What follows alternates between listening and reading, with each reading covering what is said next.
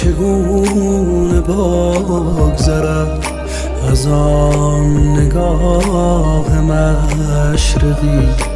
نیامدی بگو چرا رسید وقت عاشقی.